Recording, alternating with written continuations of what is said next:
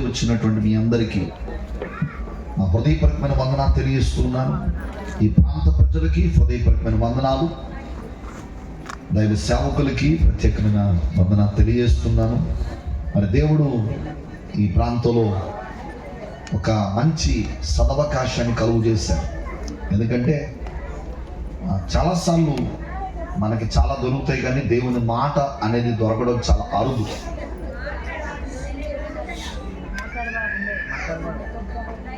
మా భక్తులారా కాస్త మౌనంగా ఉంటే సమీపించి ఆలకిస్తే మంచిది. స్తోత్రం. మాట్లాడుకునే టైం ఇప్పటి వరకు అయిపోయింది. దేవుడు మాట్లాడుచుండగా వినే సమయం కాబట్టి కాస్త శ్రద్ధగా దేవుని మాటలు ఆలకించండి. అపోస్తుల కార్యం 14వ అధ్యాయంలో ఒక సంఘటన జరిగింది.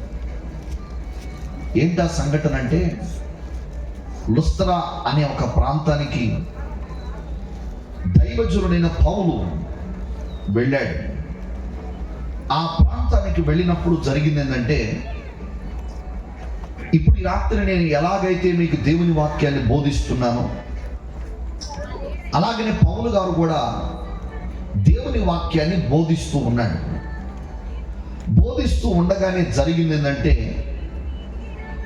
చాలామంది ఆ మాటలు వినడానికి కాస్త ఆలకిస్తున్నారు. అందులో ఒకతను పుట్టినది మొదలుకొని కుంటివాడుగా ఉన్నాడు. ఏ రోజు కూడా వాడు లేచి కూర్చోవడం కానీ లేచి నడవడం కానీ ఇటువంటివేమీ చేయలేదు. కాబట్టి పౌలు గారు దేవుని వాక్యం చెప్తున్నప్పుడు అతనికి ఎందుకో విశ్వాసం కలిగింది. పౌలు చెప్పే మాటల మీద చాలా మంచిగా లక్ష్యం పెట్టాడు, మనసు పెట్టాడు. అప్పుడు పౌలు కూడా అతని వైపు తేరు చూసి అతనికి స్వస్థత పొందడానికి విశ్వాసం ఉంది అని గ్రహించాడు. గ్రహించి వెంటనే పౌలు ఏం చేశాడంటే, నీ పాదములు మోపి సరిగా నిలవబడమని గట్టిగా చెప్పాడు. లేచి నిలబడు అని బిగ్గరగా చెప్పాడు. ఆ మాట ఎప్పుడైతే పౌలు గారు చెప్పారో వాడు లేచి నిలబడడం జరిగింది. వాడు లేచి నిలబడేసరికి ఇలాంటి విచిత్రమైన కార్యాన్ని, ఆశ్చర్యకరమైన కార్యాన్ని ఆ ప్రాంతపు ప్రజలు ఎప్పుడు చూడాల.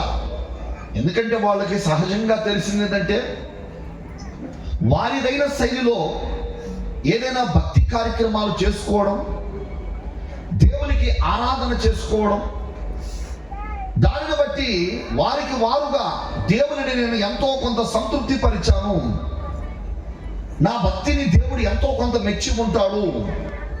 ఎందుకంటే వాస్తవానికి భక్తి ఏమి చేయాలో ఎలా చేయాలో కూడా తెలియని ప్రజలు.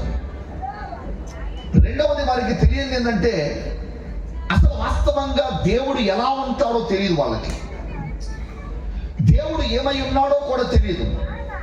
ఆ తెలియని కారణం చేత వీరు సహజంగా వీరిదైన శైలిలో ఆలోచించే విధానం ఎలా ఉంటుందంటే, దేవుడు అంటే ఏదైనా మన దృష్టికి మనం అనుకున్న దానికంటే కాస్త మన కంటికి పెద్దదైన గొప్పదైన కార్యం ఏదైనా జరిగించగలిగిన వాడైతే, మన ఊహకు మించి మనం ఎన్నడూ చూడని కార్యాన్ని కానీ చేసి ఉంటే అతడు దేవుడై ఉంటాడు అనేటువంటి ఒకలాంటి అపోహ. ఎందుకంటే వాస్తవంగా దేవుడు ఎవరో తెలియనప్పుడు ఏ వ్యక్తి అయినా అలాగ ఆలోచించుకోవడం, యోచించుకోవడం సహజమే. నువ్వైనా నేనైనా తెలియనప్పుడు మనం ఊహించుకోవడం, ఆలోచించుకోవడం అనేది సహజంగా జరుగుతుంది. కాబట్టి ఆ ప్రాంతపు ప్రజలు కూడా అలాగనే ఆలోచించుకునేవారు. ఆ కారణం చేత పౌలు ఎప్పుడైతే గట్టిగా, మెల్లగా చెప్పలేదు, గట్టిగా ఆజ్ఞాపించాడు, నువ్వు లేచి నిలబడు అని బిగ్గరగా ఎప్పుడైతే అన్నాడో వాడు టక్కుమని లేచి నిలబడడం, గంతులు వేయడం గమనించగానే వీరు అనుకున్నారు, ఒరే ఇప్పుడు దాకా వీళ్ళు ఏదో మనుషులు అనుకున్నామరా, మనం వీళ్ళు మనుషులు కాదు, దేవతలే మానవ రూపంలో వచ్చేసారు. కాబట్టి దేవుడే మానవ రూపంలో వచ్చేశారు అనుకొని వారిద్దరికి ద్యూపతి అని ఒకరికి, దిమెత్రే అని మరొకరికి, వారిద్దరికి హెర్మే అనే 2 పేర్లు పెట్టారు. అలా 2 పేర్లు, పౌలుకి బర్నబాకు ఈ 2 పేర్లు పెట్టి, ఎందుకంటే సహజంగా వారు దేవుడని ఎవరిని అనుకొనుచున్నారో, దేవుడంటే వాళ్ళ మనసులో ఎంత గొప్పగా ఊహించారో, ఆ ఊహించిన గొప్ప కార్యం వాళ్ళ కళ్ళ ముందు వీరు చేసి చూపించడం అనేది వీరికి విచిత్రంగా అనిపించింది. అంటే వాళ్ళ ఉద్దేశం ఏంటంటే, దేవుడు కాక ఇంకెవరు ఎంత గొప్ప కార్యాన్ని చేయగలరు, ఇంత శక్తివంతమైన కార్యాన్ని చేయగలరు? చూస్తూ ఉండగానే పుట్టుకతో నడవలేనివాడు, పుట్టుకతో కుంటివాడు, ఏదో కొంచెం కదిలాడంటే ఆ దారి వేరు, కానీ దిగ్గున లేచి గంతులు వేయడం ఏంటి? ఇదేదో అసాధారణమైన శక్తే కానీ సామాన్యమైనటువంటి శక్తి కాదు అనేది వాళ్ళ మనసులో బలంగా నాటుబడిపోయి, ఆ నాటుబడినటువంటి వీళ్ళు ఏం చేశారంటే, ఇక వీళ్ళిద్దరిని 2 దేవుళ్ళు అని చెప్పి, ఇక వారి కోసం వారు తీసుకొని వచ్చేటువంటి పూలమాలలు, వారు తీసుకొని వచ్చేటువంటి, ఇక చెప్పాలంటే వారిని తీసుకొని వెళ్ళడానికి సింహాసనాలు లాంటి లేదా రథములు లాంటి వాటిని కూడా ఏర్పాటు చేస్తూ వాళ్ళలో వాళ్ళే మాట్లాడుకుంటున్నారు. ఆ మాట్లాడుకుంటున్నటువంటి మాటలు అనేవి పౌలు బర్నబా చెవులో పడ్డాయి. పౌలు బర్నబా చెవులో పడేపటికి పౌలు బర్నబా వెంటనే ఏమన్నారంటే, అయ్యో అయ్యలారా, సహోదరులారా, దయచేసి గమనించండి, మేము మీలాంటి మానవ స్వభావం కలిగిన మనుషులమే. మానవ స్వభావం లాంటి మనుషులమైన మమ్మల్ని ఎందుకు మీరింత దేవునితో సమానంగా చేసి ఆలోచిస్తున్నారు? మీ కళ్ళ ముందు చూసిన కార్యాన్ని బట్టి, దీన్ని బట్టి మేమిద్దరం దేవుడు అయిపోతామా? కాదు. వాస్తవంగా దేవుడెవరో మీకు అర్థం కావాలి. ఎందుకంటే తెలియనప్పుడు, ఇందా చెప్పాం కదా, తెలియనప్పుడు ఎవరైనా సరే ఆలోచించుకోవడం, ఊహించుకోవడం అలాగనే ఉంటుంది. వారు ఎక్స్పెక్ట్ చేసే విధానం కూడా దేవుడంటే ఇలాగనే ఉంటాడేమో, ఇలా ఉంటాడనుకుంటా అనేటువంటి ఆలోచన దృక్పథంలోనే సాగి పెడతా ఉంటారు. ఆ కారణం చేత వీళ్ళు కూడా దైవ సమానులుగా వారిని ఎంచి వారిద్దరిని ఆరాధన చేయాలి అని అనుకున్నప్పుడు పౌలు గారు వెంటనే, ఎందుకంటే తాను ఎవరో తనకు తెలుసు కాబట్టి, తాను ఏమై ఉన్నాడో తనకు తెలుసు కాబట్టి వెంటనే పౌలు అన్నాడు కదా, ప్రియ సహోదరులారా, అయ్యలారా, దయచేసి వినండి, మేము మీ స్వభావం కలిగిన మనుషులమే. మేము మీ రాత్రి మీకేం చెప్పాలనుకున్నామంటే, అక్కడ అంటారు చూడండి, 15వ వచనం అంటాడు కదా, అయ్యలారా మీరెందుకు ఎలా చేస్తున్నారు అంటే, వాళ్ళు ఎలా చేస్తున్నారు? దేవునికి ఎలాగ చేస్తారో, దేవుణ్ణి ఎలా పూజిస్తారో, దేవుణ్ణి ఎలా ఘనంగా ఎంచుతారో, దేవుణ్ణి ఎలాగ ఆరాధన చేస్తారో, ఇక్కడ మనుషులను కూడా అలాగనే ఆరాధన చేస్తున్నారు. పౌలు బర్నబా వాళ్ళే ప్రత్యక్షంగా సాక్ష్యం చెప్తున్నారు, మేము మనుషులమే, మేము మీ వంటి స్వభావం కలిగిన వ్యక్తులమే. మాకు కోపాలు ఉంటాయి, మాకు ద్వేషాలు ఉంటాయి, మాకు కూడా భావోద్రేకాలు ఉంటాయి, ఇంకా చెప్పాలంటే మాకు కోరికలు ఉంటాయి, భార్యలు, పిల్లలు, సంసారాలు ఇవన్నీ ఉంటాయి. ఎందుకంటే మేము మనుషులం కాబట్టి మనుషులకు సహజమైనటువంటి దేవుడు పెట్టిన కోరికలు అవి. దేవుడు సహజంగా మనిషికి ఏం పెట్టాడంటే, మనిషిలో కోరికలను పెట్టాడు. ఆ కోరికలు నెరవేర్చుకోవడానికి వివాహము అనే ఒక బంధాన్ని పెట్టాడు. దాని ద్వారా మనిషి సహజమైన కోరికలను నెరవేర్చుకుంటూ సంతతిని కలుగు చేస్తూ వారి ద్వారా సంతానోత్పత్తి వంశపారంపర్యంగా వారి పిల్లలు అలాగా మనం ఆ వంశవృక్షం అనేది వస్తుంది. కాబట్టి మనుషులైతే అలాగ వంశవృక్షం ఉంటుంది. ఆయనకి భార్య ఉంటారు, పిల్లలు ఉంటారు, తర్వాత వారి పిల్లలు వారి వంశపు వారు ఉంటారు. కానీ దేవునికి అలా ఉండదు కదా. దేవునికి కామ, క్రోధ, లోభ, మదమాశ్చర్యములు అనేటువంటి ఏవి కూడా దేవునికి ఉండవు. అందుకని దేవుడు అంటే వివాహం చేసుకోడు, ఆయన పిల్లల్ని కనడు, ఆయన సంతతి అనేది ఉండదు. ఎందుకంటే మనకందరికీ తెలుసు, దేవుడు అంటే ఆత్మ, బైబిల్ చెప్తుంది దేవుడు ఆత్మ గనుక అని. మనకందరికీ తెలుసు దేవుడు అంటే ఈ మట్టి శరీరం కంటే కూడా చాలా శక్తివంతమైన వాడు. లేకపోతే మనలాంటి మట్టి శరీరం కలిగిన వాడైతే మన కనులతో మనం దేవుణ్ణి చూడగలుగుతాం. మనుషులందరికీ దేవుణ్ణి చూడాలని ఆశ, కానీ దేవుడు సమీపించడాన్ని తేజస్సులో వసించేవాడు. దేవుడు ఏ మానవుడు కూడా తన కంటితో చూడలేడు. ఎందుకు చూడలేడంటే కోటి సూర్య తేజస్సు కలిగిన వాడు దేవుడు. ఒక్క సూర్యుడిని 5 నిమిషాలు చూస్తే కళ్ళు బయలు గమ్మిపోతాయి మనకి. ఆ తేజస్సును మనం చూడలేము. ఒక రోజంతా సూర్యుని అలా చూస్తా ఉండగలమా? అక్కడ ఒక 10 నిమిషాలు చూడటానికి కష్టం అవుతుంది. అలాంటిది కోటి సూర్య తేజస్సు కలిగిన దేవుడు. అందుకనే తిమోతి అనే భక్తుడు అన్నాడు కదా, ఆయన సమీపించరాని తేజస్సు కలిగిన వాడు అన్నాడు. సమీపించరాని తేజస్సులో నివసిస్తున్నవాడు దేవుడు అంటే. కాబట్టి ప్రతి మనిషికి తెలుసు దేవుణ్ణి ఎవరో చేరుకోలేరు, దేవుణ్ణి ఎవరో సమీపించలేరు. మరి అలా సమీపించలేని దేవుడు మనలాంటి సహజమైన కోరికలు, సహజమైన ఆశలు, సంసారాలు, బాధ్యతలు ఇటువంటివన్నీ కలిగి ఉంటాడు అనడం అనేది ఓ రకంగా చెప్పాలంటే దేవుని గురించి ఒక మనిషి ఆలోచించకూడని విషయం అది. దేవుని గురించి ఒక మనిషి ఆలోచించకూడని విషయం అది. ఎందుకు ఆలోచించకూడని విషయం అంటే దేవుడు ఆత్మ కాబట్టి, దేవుడు సమీపించడాని తేజస్సులో వసించేవాడు కాబట్టి, అట్టి దేవుని ఎవరినూ సమీపించలేరు గనక దేవునిలో ఇటువంటి లక్షణాలు ఏవి కనిపించవు. ఇంకా చెప్పాలి అంటే గనక దేవుడు ఆత్మ గనక ఆత్మకి ఇలాంటి శరీర సంబంధమైనటువంటి ఆశలు, కోరికలు ఉండవు. బైబిల్లో ఒక మాట రాయబడింది, బ్రతిక ఉన్నవారు తాము చచ్చునని ఎరుగుదురు, కానీ చచ్చిన వాడు ఏమీ ఎరగడు. భూమి మీద ఎప్పటికీ వానికి వంతు లేదు. వాడు పక్క పెట్టుకొనడు, వాడు ఎవరిని ఏది కావాలని కోరికలు వానికి ఉండవన్నాడు. కాబట్టి మనం గమనించవలసిన విషయం ఏంటంటే ఆత్మస్వరూపమైన దేవుని వీళ్ళేమనుకుంటారంటే దేవుడు మానవ రూపంలో వచ్చేసి మనలాగా ఇదిగో మన మధ్యలోనే సామాన్యులాగా కనిపిస్తూనే వీరు గొప్ప కార్యాలు జరిగించారని వారిని గురించి వారు మాట్లాడుకుంటుంటే వారు అంటారు కదా, అయ్యా మీరు అనుకుంటున్నట్టుగా మేమైతే దేవుళ్ళు కాదు.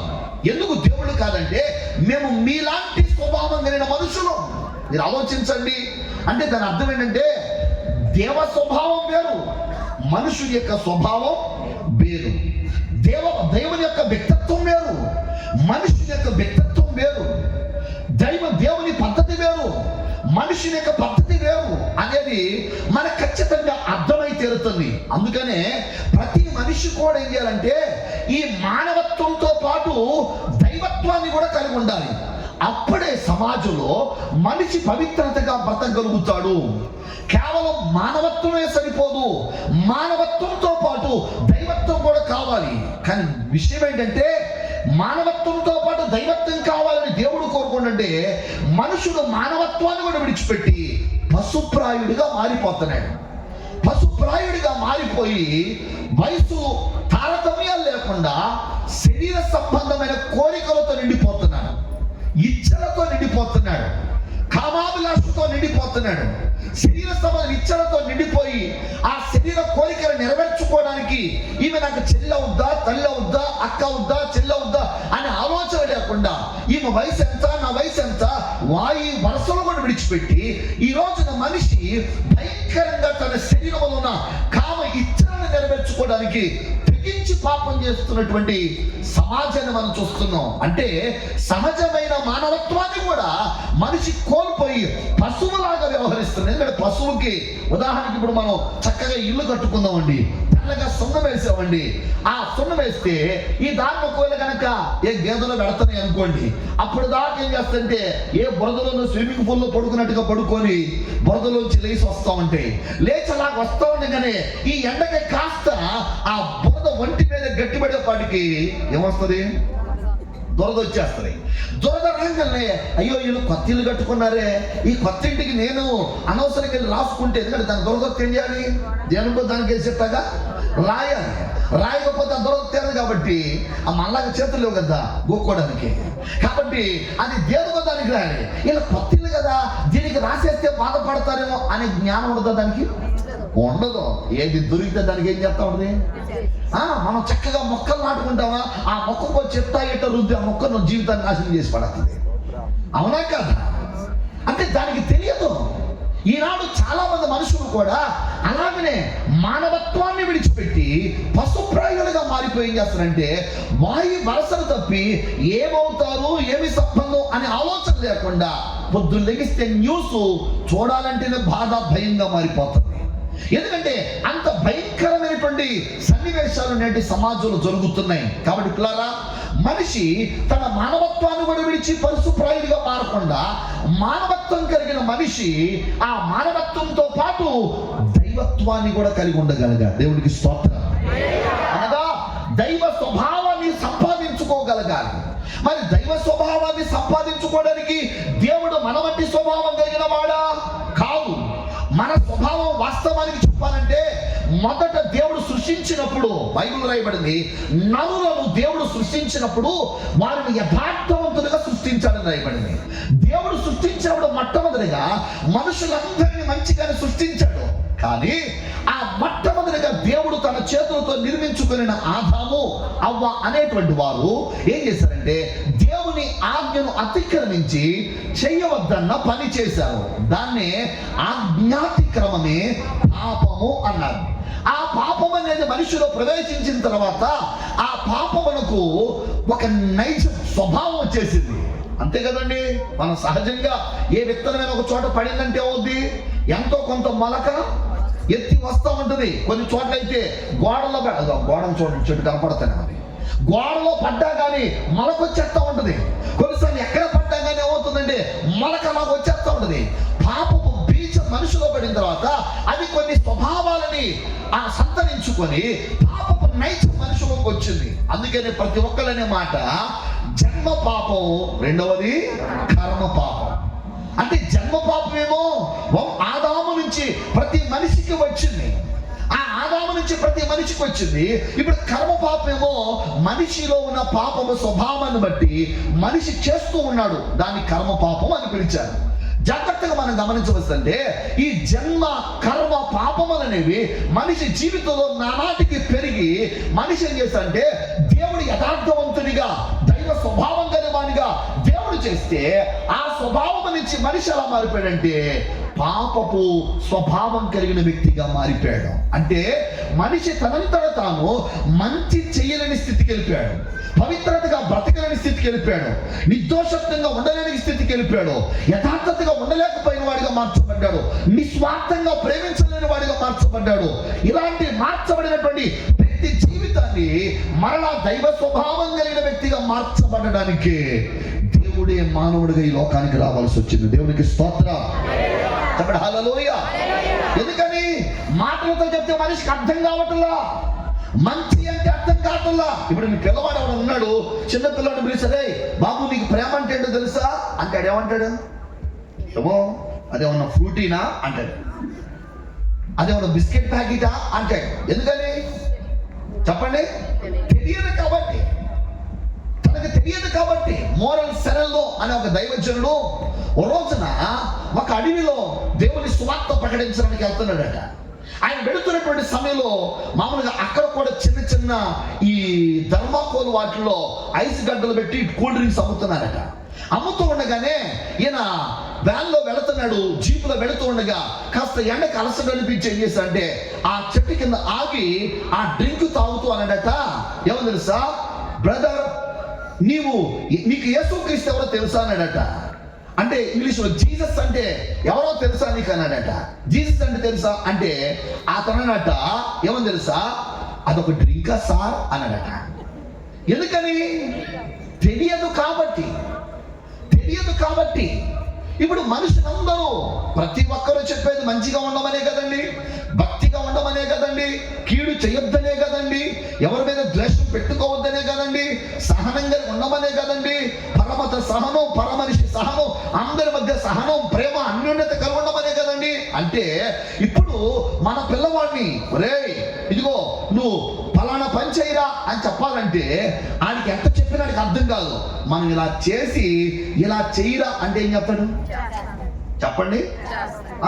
చేసేస్తాడు. మనం ఇలా చేసి ఇలా చేయరా అంటే వాడు చేసేస్తాడు. ఇప్పుడు దేవుడు కూడా అదే.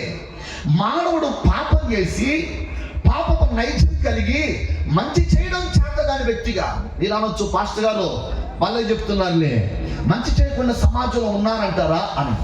కానీ మనిషి సహజంగా తనకు తెలిసినదే మంచితనం అనుకొని దాన్ని చేస్తున్నాడు. కానీ వాస్తవంగా దేవుడు అంటున్న ప్రేమ, దేవుడు చెప్తున్న మంచి, దేవుడు చెప్తున్న యథార్థత, దేవుడు చెప్తున్నటువంటి పవిత్రత అనేది మనిషిలో లేదు. ఇప్పుడు ఉదాహరణకి నేను దాసును ప్రేమిస్తున్నాను అన్నాను అనుకోండి. ప్రేమించాలంటే ఎవడో తెలుసా, ఎంతో కొంత నాలో స్వార్థం ఉంటుంది. ఈయన ప్రేమించాలంటే ఈయన ఎప్పుడో ఒకడప్పుడు వచ్చి నా కీబోర్డ్ ఏం చేయాలి, వాంచి పెట్టాలి. అంతేనా? మనం ఎవరినైనా ప్రేమించేప్పుడు సహజంగా బంధువులు ప్రేమించినా, అయిన వారు ప్రేమించినా, కాని వారిని ప్రేమించినా ప్రేమ చూపిస్తాం. కానీ ఆ ప్రేమలో ఎంతో కొంత ఉంటుంది. మీరు ఎవరికైనా ధర్మం చేయండి, ధర్మం చేసేప్పుడు ఎంతో కొంత స్వార్థం ఉంటుంది. ఏంటంటే ఆ ధర్మాన్ని చూసాను దేవుడు దీవిస్తాడేమో. అవునా కాదండి? ఆ ధర్మాన్ని చూసి, ఆ మంచి మనసు చూసి దేవుడు నన్ను దీవిస్తాడేమో. ఆ ఆలోచన లేకుండా ఎవరు ఇవ్వమని ఇస్తారేమో. ఏమో రాబోయే పర్వాలేదు ఇచ్చేస్తున్నాను అంటారా? అనరు. ఖచ్చితంగా మనిషి ఏదో ఒకటి. అందుకని దాన్ని ఏమన్నంటే మనుషుల ప్రేమ స్వార్థపూరితమైనది, ఎంతో కొంత స్వార్థం ఉంటుంది. కానీ దేవుని ప్రేమ అగాపే ప్రేమ. దేవునికి స్తోత్రం. అగాపే అంటే అర్థం ఏంటంటే ప్రతిఫలాపేక్ష కోరని ప్రేమ. ప్రతిఫలాపేక్ష కోరని ప్రేమ. ఇప్పుడు వాస్తవానికి మనుషులందరూ పాపం చేశారండి. పాపం చేసిన మనుషులు, పాపం వల్ల వచ్చే శిక్ష ఏంటంటే మరణం లేదా నరకం అనేది. పాపం వల్ల వచ్చే శిక్ష నరకం అయితే, ఇప్పుడు మనుషులందరూ నరకం చెప్పాలి. దేవుడికి ఎందుకండి చేశాడు, అబ్బాయి ఇక మంచిగా బతకండి అని చెప్పాడు, బతకలేదు. బతకునోడు నరకానికి పోతుంది, ఆయనకి ఎందుకు? మాట్లాడరేంటి? అవునా కాదా? మాట్లాడరేంటి? ఆయనకి ఎందుకంట అనుకుంటే అవునా కాదండి? నాకెందుకు అన్నట్టు వదిలేయచ్చు. కానీ దేవుడు ఎందుకని? నువ్వు అలా నరకానికి వెళ్ళడం ఏమాత్రం ఇష్టం లేక, నిత్య నాశనమనే వైకుంఠమనే ఆ అగ్నిగుండానికి నువ్వు వెళ్ళడం ఇష్టం లేక, ఆ అగ్నిగుండం నుంచి నేను తప్పించాలని దేవుడే మానవుడిగా ఈ లోకానికి వచ్చి నీకోసం ప్రాణం పెట్టవలసిన అక్కరత ఏర్పడింది. దేవుడికి స్తోత్రం. ఇప్పుడు మీకు అర్థమవుతుందా? ప్రతి మనిషి కూడా తనకు తెలిసినంత వరకు ఏదో పుణ్యము, దానము, ధర్మము, సహాయము అనేది మనిషి చేస్తున్నాడు. కానీ చేసే ప్రతి దాని వెనకాల ఏదో ఎక్స్పెక్ట్ చేయకుండా ఎవరు ఏమీ చేయలేదు. బైబిల్లో మనం గమనిస్తాం, మొట్టమొదటి మానవుడైన ఆదాము అవ్వలకి దేవుడు కయ్యూను, ఏబేలు అనేటువంటి ఇద్దరు పిల్లలు ఇచ్చాడు. ఇద్దరు పిల్లలు ఇస్తే వారిద్దరిలో కయ్యూను అనేవాడు అర్పణ తీసుకొచ్చాడు, ఏబేలు కూడా తెచ్చాడు. కయ్యూను అర్పణ తీసుకొస్తే జరిగిందని తెలుసా అండి? అర్పణ తెచ్చేప్పుడు ఏమంటున్నా అంటే, ఇటు నేను సంవత్సరం అంతా పండించిన పంట నేను దేవుడు కోరుకున్నాడని తీసుకెళ్ళిన నీ అర్పణ దేవునికి ఇచ్చేస్తే నాకేంటి పెద్ద లాభం, ఏమొచ్చిందంట, కాబట్టి ఏదో ఒకట్లే అని అక్కడ పెట్టేశాడు. ఎందుకని? ప్రతిఫలం ఏమొస్తుందో అప్పటికి ఏమీ తెలియదు కాబట్టి, ఏం జరుగుతుందో తెలియదు కాబట్టి. అందుకని బైబిల్ ఏమని, కయ్యూను కంటే మరి శ్రేష్టమైన అర్పణ ఏబేలు ఇచ్చాడట. ఏబేలు కయ్యూను కంటే శ్రేష్టమైనది ఇచ్చాడు. గమనించండి దేవుని పిల్లారా, ప్రతి మనిషి తన జీవితంలో ఎరగనప్పుడు తాను మంచి చేసినట్టుగా కనబడతాడు. కానీ దాని వెనకాల వాస్తవంగా దేవుడు ఏ ఉద్దేశంతో చేయమన్నాడో దానిని తన జీవితంలో జరిగించలేకపోతున్నాడు మానవుడు. ఆ దేవుడు ఆశించినంతగా పవిత్రతగా ఉండలేకపోతున్నాడు. దేవుడు చెప్పినంత ప్రేమ కలిగి మనిషి జీవించలేకపోతున్నాడు. దేవుడు చెప్పినంత యథార్థతగా ఉండలేకపోతున్నాడు. పైకి మాత్రం ప్రైజ్ ది లార్డ్ బ్రదర్, చాలా థ్యాంక్స్ అండి, చాలా వందనాలు, మీరు చాలా ప్రేమ గలవారు అంటున్నాడు. కానీ లోపల నుంచి రావట్లేదు. ఎక్కడి నుంచి? యథార్థత లేదు. పైకి మాత్రం ఎటు చూసి ఎవరు అంటాడు, అమ్మో వెంటనే అమ్మో అయ్యగారు నన్ను చూడంగానే చాలా బాగా వందనాలు చెప్పాడు, బాగా పలకరించాడండి, నిజంగా నేను చాలా ప్రేమ కలిగినా. కానీ నా మనసులో ఏముందో ఆయన తెలియదు కదా. మనిషి యథార్థతను కోల్పోయాడు. కూర్చోండి, మనిషి యథార్థతను కోల్పోయాడు. మనిషి స్వార్థపూరితమైన జీవితంలో గడిపాడు. ఇంకా చెప్పాలంటే ఈ దినాలు బైబిల్ అని చెప్తుంటే, అంత్య దినములో జనులట స్వార్థప్రియులు, బింకమలాడు వారు, తల్లిదండ్రులకు అవిధేయులు, అనురాగ రహితులు బాగా మారిపోతున్నారు. అందుకని పెళ్లి ఇంటికాడ చేసేవాళ్ళు తక్కువ, కళ్యాణ మండపంలో చేసేవాళ్ళు ఎక్కువ. ఎందుకు? అట్నుంచి అటే, ఏమండి, అటు నుంచి ఇంటికాడ అనుకోండి వచ్చి చుట్టూ ఆడ కదులుతారు, ఇక కుర్చీ వేసుకొని కదలరు, మంచం వేసుకొని కదలరు. ఏంటి పిన్నే, ఇదివరకు అయితే పెళ్ళి అంటే ఎన్ని రోజులు పండగండి? 16. ఎన్ని రోజులు పండగండి? మామూలుగా ఉండేదా? ఇంటి ముందు పందిరి, ఆ పందిరేస్తే తీసేదేమి లేదు, అది ఎండిందాక వస్తానే ఉంటారు. నాకు గుర్తుండి మా చిన్నక్క వివాహం జరిగినప్పుడైతే రోజు పొద్దున్న బేసిన ఉప్మా వండాల్సి వచ్చేది. ఎందుకు? వచ్చిన చుట్టాలకే రోజు పొద్దున బేసిన ఉప్మా వండడం, రోజు బిర్యానీ అని, ఆ రైస్ అని, ఈ రైస్ అని వండి పెట్టడం, వార్చడం పెట్టడమే సరిపోయేది. అర్థమవుతుంది? ఇప్పుడు అలా కాదు. ఎక్కడ? ఎందుకంటే ఏం తగ్గిపోయింది? అనురాగాలు తగ్గిపోయినాయి. అవునా కాదా? ఒకప్పుడు కనబడితే ఎరా చిన్నాడా, ఏంట్రా, ఎలా ఉన్నావు, బాగున్నావా, పశువులు అది ఇది అని ఎంత పలకరించారు. ఇప్పుడేమన్నా సరే బాగున్నాను అంత అలాగ ముందరే అసలు జవాబు రావక్కర్లా, అంత బాగున్నారుగా, అంత ఓకేగా, సర్లే. ఎందుకని? అనురాగాలు తగ్గిపోయినాయి, ప్రేమలు తగ్గిపోయినాయి, మనుషుల మధ్య స్వార్థాలు ఏర్పడిపోయినాయి. మనుషులు తమ జీవితంలో స్వార్థ ప్రియులుగా వెంకమలాడేవారు. చెప్పండి, నా భార్యకి ఎంతవరకు నేను అబద్ధం చెప్పలేను, స్తోత్రం చెప్పను. ఇక్కడ ఉన్నాడు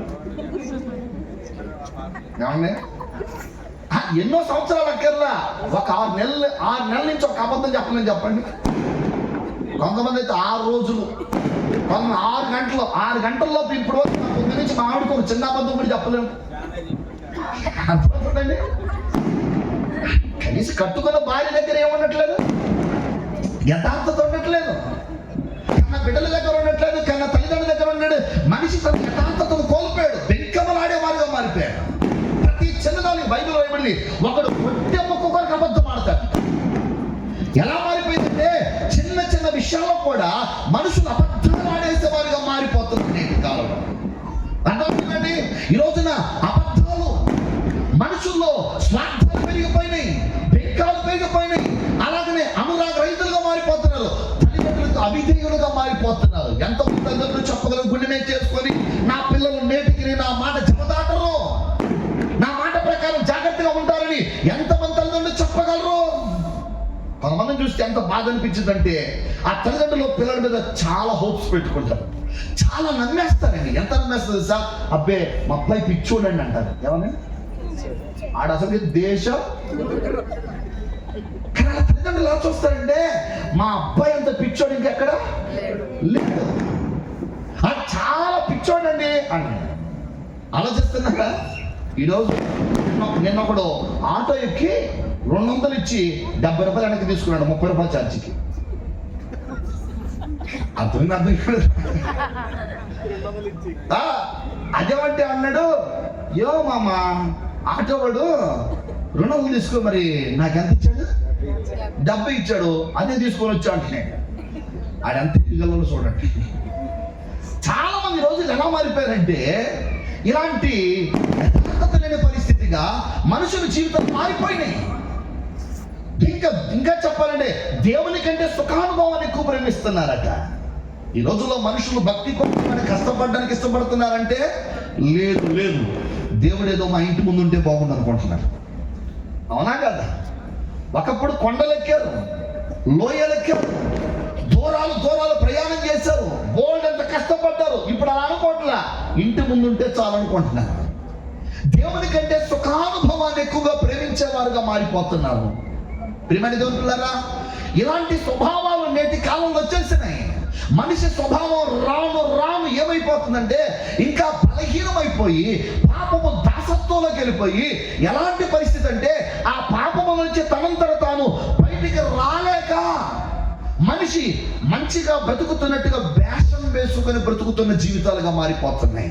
అందుకనే ఇలాంటి మానవత్వాన్ని కూడా కోల్పోయి దైవత్వం పొందుకోవలసిన మనిషి దైవత్వాన్ని పొందుకోలేకపోతుంటే, అలాంటి మనిషికి దైవత్వాన్ని ఇవ్వడానికి సాక్షాత్తు దేవుడే మానవ రూపిగా 2000 సంవత్సరాల క్రితం ఈ లోకానికి వచ్చాడు. దేవునికి స్తోత్రం. ఇదంతా ఎందుకు చెప్పబడిందంటే, మనిషి మంచిగా బ్రతకాలి, ప్రేమ కలిగి ఉండాలి, సహనం కలిగి ఉండాలి, యథార్థత కలిగి ఉండాలి అని చెప్తున్నారే. ఆ చెప్పేది చేసి చూపించడానికి వచ్చాడు దేవుడు. స్తోత్రం చెప్తాం. అందుకనే ఆయన జన్మలో పాపం లేదు. యేసుక్రీస్తు జన్మలో పాపం లేదు, అంటే పుట్టుకలో పాపం లేదు. ఆయన కన్యక గర్భాన పుట్టాడు. మీరు గుర్తుపెట్టుకొని, మనకందరికి తెలిసిన విషయమే, తల్లిదండ్రులు కలయిక వల్ల పుట్టిన ప్రతి వ్యక్తి కూడా జన్మ పాపం కలిగి ఉన్నాడు. ఆ కారణం చేతే ఆయన కన్యక గర్భాన పుట్టాడు. అంటే కన్యక ఎలా గర్భం ధరించగలదు అంటే బైబిల్ ఒక మాట చెప్తుంది. బైబిల్లో అబ్రహాము అనే వ్యక్తి ఉన్నాడు. అతను భార్య శారయి ఉంది. ఆమెకు 90 ఏళ్ళు, ఈయనకేమో 100 ఏళ్ళు. దేవుడు ఒక రోజు ప్రత్యక్షమై, అబ్రహామా, నెక్స్ట్ ఇయర్, వచ్చే సంవత్సరం మళ్ళా వస్తాను, వచ్చేపాటికి నీ కౌగిట, చాలా కౌగిట ఒక మగబిడ్డ ఉంటాడంటే, అప్పుడు అబ్రహాం అంటాడు, 90 ఏళ్ళు కలిగిన నా భార్య కనగలదా? 100 ఏళ్ళు కలిగినటువంటి నాకు సంతానం కలుగునా అనగానే, మనుషులకు అది అసాధ్యమే కానీ దేవునికి సమస్తము సాధ్యం అన్నాడు. దేవునికి స్తోత్రం. కాబట్టి హల్లెలూయా. ఏమండి, మట్టికి ప్రాణం పోసిన వాడు గర్భములో ఒక బిడ్డను పెట్టలేడా? మాట్లాడలేని చెప్పండి. పెట్టగలడు, చేయగలడు. దేవునికి అసాధ్యమైనది ఏది కూడా లేదు. కానీ మనిషి ఈ రోజున గ్రహించలేకపోతున్నాడు. ఎలాగ కన్యక గర్భవతి అవుతుంది, ఎలా సాధ్యమవుతుంది? మీరు ఆలోచించండి. ఇప్పుడు మనం చూస్తున్న సూర్యునికి పునాది ఏంటి చెప్పండి? ఆయన ఎక్కడ వేశాడట? జలముల మీద వేశాడట. స్తోత్రం చెప్దాం. మరి జలముల మీద పునాది వేసి నిలబెట్టడం, శూన్యంలో అలా నిలబడ్డం మనం చూస్తున్నాం. ఖగోళ శాస్త్రంలో చూస్తే మనం చూస్తున్నటువంటి నక్షత్రాలే కానీ, మనం చూస్తున్నటువంటి సూర్యుడు, చంద్రుడు, ఇంకా ఉన్నాయి కదా, బుద్ధుడు వీరందరూ కూడా ఒక వలయాకారంలో ఉంటారు. ఎలా నిలబడగలుగుతున్నారు? అంతే, మళ్ళా కిందకేమవుతున్నది, వచ్చేస్తుంది. కానీ దేవుని మాట ప్రకారంగా అక్కడ నిలబడగలుగుతుందంటే దేవునికి స్తోత్రం చెప్దాం. దేవుని మాట ప్రకారంగా సమస్తం జరుగుతున్నప్పుడు, దేవుని మాట ప్రకారంగా కన్యక గర్భవతిగా మార్చబడ్డం అనేది సాధ్యమైన పని. ఆ కన్యక గర్భాన ప్రభువైన యేసుక్రీస్తు పుట్టి 33.5 సంవత్సరాలు ఈ భూమి మీద ఉన్నాడు. ఎందుకు ఆయన 33.5 సంవత్సరాలు ఉండాల్సి వచ్చిందంటే, ఆయన గురించి ముందుగానే ప్రవచనాత్మకంగా చెప్పబడింది. భూమి మీదకి వచ్చి ఆయన ఏమేమి చేస్తాడో, ఎలా పుడతాడో, ఎలా జీవిస్తాడో, ఎలా మరణిస్తాడో, ఎలా చనిపోయి సమాధి చేయబడి తిరిగి లేస్తాడో, ఇవన్నీ కూడా ముందుగానే ప్రవచనాత్మకంగా చెప్పబడ్డాయి. అందుకనే బుద్ధుడు గారు ఆయన కూడా ఏం చేశారు తెలుసా? ఆయన యేసుక్రీస్తు కంటే ముందు 500 సంవత్సరాల క్రితం ఉన్నాడు. ఆయన అన్న మాట ఏంటంటే, నేను చనిపోయిన తర్వాత ఒక 500 సంవత్సరాలకి ఒక ఆయన వస్తాడు. ఆయనను 12 మంది శిష్యులు వెంబడిస్తారు. ఆ శిష్యులను వెంబడించేటువంటి ఆయనను ఎవరైతే అనుసరించగలుగుతారో వారు మోక్షాన్ని సంపాదించుకుంటారన్నాడు. దేవునికి స్తోత్రం. కాబట్టి హల్లెలూయా. అర్థమవుతుందండి. కాబట్టి ముందుగానే కొంతమంది భక్తుల చేత దేవుడు పలికించాడు, మాట్లాడించాడు. ఆయన ఎరిగినప్పటికీ ఎరగినప్పటికీ వారి నోట తన మాట ఉంచి, ఎందుకంటే ఒకవేళ కనుక ఆయన ఎరిగిన వారి చేత చెప్పిస్తే అదిగో అందరూ ఆయన తరపునే చెప్పారు కాబట్టి, ఈయన తరపునే వాదిస్తున్నారు కాబట్టి, ఇదో ఈయనే ఇది ఒక గ్రూప్ అనుకుంటారని ఆయనని ఎరిగిన వారు మాత్రమే కాదు, ఆయనంటే ఎరగని వారి చేత కూడా ముందుగానే పలికించాడు. దేవునికి స్తోత్రం. కాబట్టి హల్లెలూయా. కాబట్టి మీరు గమనించవలసిన విషయం ఏంటంటే, మనుషులందరి కొరకు కన్యక గర్భాన ఆయన పుట్టి, ఆయన గురించి రాయబడినట్టుగా 33.5 సంవత్సరాల పాపం మెరుగును పరిశుద్ధునిగా బ్రతికాడు. ఏమంటే ఆయన పరిశుద్ధునిగా బ్రతికాడా?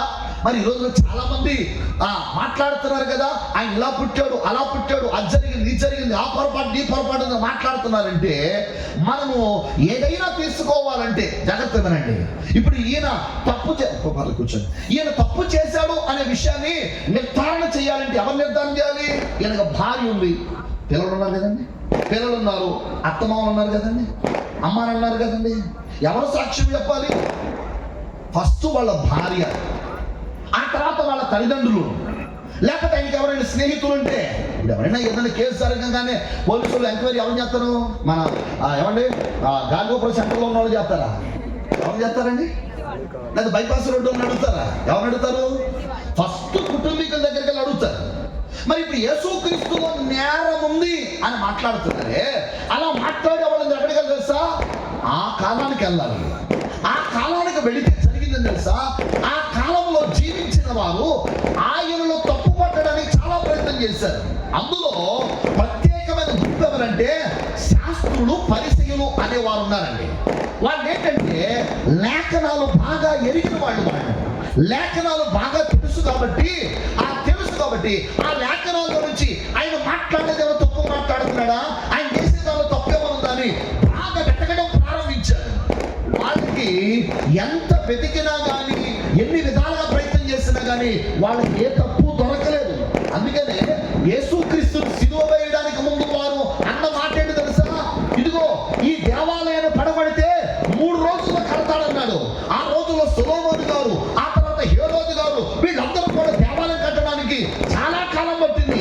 ఏంటంటే పట్టబట్టండి చాలు 3 రోజుల్లో కట్టేస్తానంటున్నాడు అని చెప్పి దేవదూషణ చేస్తున్నాడు అని అన్నారు తప్ప, ఇదిగో ఈయన వ్యభిచారి కాబట్టి శిక్షించండి, దొంగ కాబట్టి శిక్షించండి, ఈయన మోసగాడు కాబట్టి శిక్షించండి, ఈయన వ్యభిచారం వల్ల పుట్టినవాడు శిక్షించండి అని ఎవడూ మాట్లాడలేకపోయాడు. ఏ కారణం చేత? మోషే ధర్మశాస్త్రం ప్రకారంగా వ్యభిచారం చేస్తూ పట్టబడితే రాళ్లతో కొట్టి చంపాలి. నిజంగా ఆయన అటువంటి లోపం కలిగిన వాడైతే వాళ్ళే రాళ్లతో కొట్టి చంపేవారు. మరి రాళ్లతో కొట్టి చంపకుండా ఎందుకు ఆయన సిలువ వేశారు? లోపము కలిగిన వాడైతే అలా చేయాలి కదా వాళ్ళు. ఆయన ఆనాటి ధర్మశాస్త్రోపదేశకులు ఎంత విచారించిన లోపం కనబడలేదు. నెంబర్ 2 గమనించవలసిందంటే, వాళ్ళు తీసుకెళ్లి పొంతి పిలాతు అనేటువంటి అధికారి చేతుల్లో పెట్టారు. ఆయన చేశారు సార్, రాత్రంతా ఆయన విచారణ చేయడం ప్రారంభించారు. ఏ కోణంలో నుంచి ఇన్వెస్టిగేషన్ చేసినా, మన కనుక సిఐడి వాళ్ళు వస్తే ఏం చేస్తారండి, మొత్తం A to Z pin to pin పరిశీలన చేస్తారు, పరీక్షిస్తారు, లోపం ఏంటో కనుగొంటారు. ఆ రోజులో పొంతి పిలాతు అటువంటి వాడు. అతని చేతిలో పెడితే అతను విచారించాడు. అతను ఇచ్చిన స్టేట్మెంట్ తెలుసా, ఈయన ఎంత విచారించినను ఈయన యందు ఏ దోషము కనబట్టలేదని, యేసుక్రీస్తులో పాపము లేదని స్టేట్మెంట్ ఇచ్చాడు. దేవునికి స్తోత్రం చెప్తా. హల్లెలూయా. ఆయన సిలువ వేయమని వాళ్ళు అడిగితే అన్నారు కదా, ఈయన సిలువ వేయడానికి కారణం ఏముంది, ఏదైనా కారణం ఉంటే చూపించండి అని వాళ్ళు అడిగితే, వాళ్ళ మాకదంతా అవసరం, సిలువ వేయండి, సిలువ వేయండి కేకలు వేస్తే కేకలు గెలిచినని రాయబడింది. కేకల కోసం ఆయన సిలువ వేశాడు తప్ప వాస్తవంగా ఆయన ఏ లోపము కూడా లేదు. మరి ఏ లోపము లేకుండా ఎందుకు చనిపోయాడండి? లోపము కలిగిన నీ కొరకు నా కొరకు చనిపోయాడు. లోపము కలిగిన నీ కొరకు నా కొరకు చనిపోయాడు. మనమందరం పాపం యొక్క శిక్ష, మన జన్మ కర్మ పాపం యొక్క శిక్ష మనం అనుభవించవలసి ఉంటే, మనం అనుభవించడం ఆయనకి ఏమాత్రం ఇష్టం లేక మనం అలా చనిపోవడం, పాపంలో వచ్చే పర్యవసానంతో ఆ శాపాన్ని, దాని వల్ల వచ్చే మరణాన్ని, దాని వల్ల వచ్చే నరకాన్ని, పాపం వల్ల వచ్చే పర్యవసానం మనం అనుభవించకూడదని ఉద్దేశించి ఆయన తను మరణించాడు. దేవునికి స్తోత్రం. చెప్పండి హల్లెలూయా. హల్లెలూయా. అర్థమవుతుందండి. కాబట్టి ప్రభువైన యేసుక్రీస్తు మనందరి కొరకు తన ప్రాణాన్ని బలిదానంగా పెట్టాడు. ఎందుకు యేసుక్రీస్తు ఒక వ్యక్తి అంగీకరించగలగాలి, దేవునిగా నమ్మగలగాలంటే, దేవుడు ఎలా ఉంటాడో, దైవ లక్షణాలు ఎలా ఉంటాయో ప్రాక్టికల్ గా చేసి చూపించిన ఏకైక దేవుడు కాబట్టి. దేవునికి స్తోత్రం. ఎందుకు ఆయన ఎందుకు విశ్వాసం ఉంచాలంటే, దానికి కారణం తెలుసా, నా పాపముల యొక్క శిక్ష మన మీద ఉంది. దుష్ట శిక్షణ, శిక్ష రక్షణని, మంచి వాడిని కాపాడండి, దుష్టుని శిక్షించమంటే ఆ దుష్టుని కొరకు తన ప్రాణం పెట్టిన ఏకైక దేవుడు ఆయన. అందుకనే బైబిల్ చెప్తాడు సార్, ఎవరైనా మంచివాడి కొరకు ఎవరైనా చనిపోవడం అరుదు, కానీ ఒక దుర్మార్గుని కొరకు ఎవరైనా ప్రాణం పెడతాడా? మనం ఇంకను పాపులమై ఉండగా మన కొరకు ప్రాణం పెట్టిన వాడు ప్రభువైన యేసుక్రీస్తు. దేవునికి స్తోత్రం. చెప్పండి హల్లెలూయా. కులమత జాతులకు అతీతంగా సమస్త మానవ నిమిత్తమై ప్రాణం పెట్టిన ఏకైక దేవుడు ఆయన. ఎందుకు విశ్వాసం ఉంచగలిగితే ఈ రాత్రి ఉచితంగా నీకు పాప క్షమాపణ కలుగుతుంది, ఉచితంగా పాప క్షమాపణ కలుగుతుంది. అందుకని పౌలు, బర్నబా వేదన ఏంటో తెలుసా?